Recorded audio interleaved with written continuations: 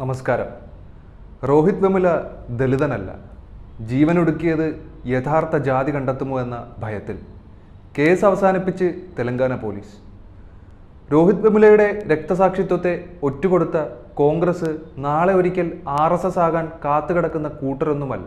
അവരിപ്പോഴേ RSS ആയി മനസ്സിനെ നല്ല രീതിയിൽ പാകപ്പെടുത്തിയിട്ടുണ്ട്. മോദി ഫാനായ പഴയ RSS കാലം അഭിമാനമായി പാടി നടക്കുന്ന ഇതേ കോൺഗ്രസ് മുഖ്യമന്ത്രി രേവന്ത് റെഡ്ഡിയെയാണ് സഖാവ് പിണറായി വിജയനെ വർഗീയവാദി എന്ന് വിളിക്കാൻ ഈ തെരഞ്ഞെടുപ്പ് ദിവസങ്ങളിൽ അവർ കേരളത്തിൽ കെട്ടിയെഴുന്നള്ളിച്ചിട്ടുള്ളത്. രോഹിത്തിൻ്റെ 25,000 രൂപയുടെ സ്കോളർഷിപ്പ് VC അന്യായമായി തടഞ്ഞു വെച്ചതിനെ തുടർന്ന് തനിക്കത് അനുവദിച്ചു തരുന്നില്ലെങ്കിൽ പകരം കുറച്ച് വിഷമോ കയറോ വാങ്ങിത്തരാമോ എന്ന് രോഹിത് VCക്ക് അയച്ച കത്തിൽ വ്യക്തമായിരുന്നു. തന്നെ ജീവിക്കാൻ അനുവദിക്കണമെന്നും രോഹിത് ആ കത്തിൽ അപേക്ഷിച്ചിരുന്നു.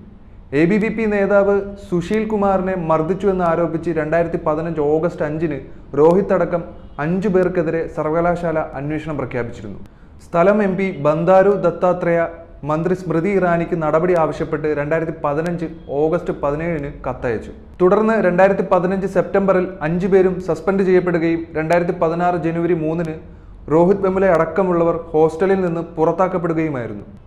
ഇതിനെ തുടർന്ന് ക്യാമ്പസിൽ വിദ്യാർത്ഥികൾ നിരാഹാര സമരം ആരംഭിച്ചു. രോഹിത്തിന്റെ മരണം ഇൻസ്റ്റിറ്റ്യൂഷണൽ കൊലപാതകമാണെന്ന് ചൂണ്ടിക്കാണിച്ച് രാജ്യം മുഴുവനും ക്യാമ്പസുകളിൽ അടക്കം വൻ പ്രതിഷേധങ്ങളാണ് നടന്നിരുന്നത്. ഉന്നത വിദ്യാഭ്യാസ രംഗത്ത് നിലനിൽക്കുന്ന ജാതി വിവേചനമാണ് സംഭവത്തിന് കാരണമെന്ന് വിലയിരുത്തപ്പെട്ടിരുന്നു. രോഹിത് വെമുല ആത്മഹത്യ ചെയ്ത സംഭവത്തിൽ പ്രതിഷേധിച്ച് പ്രമുഖ ഹിന്ദി സാഹിത്യകാരൻ അശോക് വാജ്പേയി തനിക്ക് ലഭിച്ച ഡീലിറ്റ് ബഹുമതി സർവകലാശാലയ്ക്ക് തിരിച്ചു നൽകുന്നതായും പ്രഖ്യാപിച്ചിരുന്നു. എന്നാൽ രോഹിത് വെമുല ദളിത് വിഭാഗക്കാരനല്ലായിരുന്നുവെന്നും വ്യാജ സർട്ടിഫിക്കറ്റ് പിടിക്കപ്പെടുമെന്ന് വന്നപ്പോൾ ആത്മഹത്യ ചെയ്തതാണെന്നുമൊക്കെയാണ് പോലീസുകാർ പച്ചക്കള്ളം നിറച്ച റിപ്പോർട്ടിലുള്ളത്. വൈസ് ചാൻസലർ അപ്പ റാവുവും കേന്ദ്രമന്ത്രി സ്മൃതി ഇറാനിയും MP ബന്ഡാരു ദത്താത്രേയയും ABVP നേതാക്കളും കുറ്റവിമുക്തരാക്കണമെന്നും റിപ്പോർട്ടിൽ എഴുതിയിട്ടുണ്ട്. കോൺഗ്രസ് സർക്കാർ അധികാരത്തിലെത്തി 4 മാസം കഴിഞ്ഞപ്പോഴാണ് പോലീസിന്റെ ഇത്തരത്തിലുള്ള കെട്ടിച്ചമച്ച റിപ്പോർട്ട് പുറത്തുവരുന്നത്.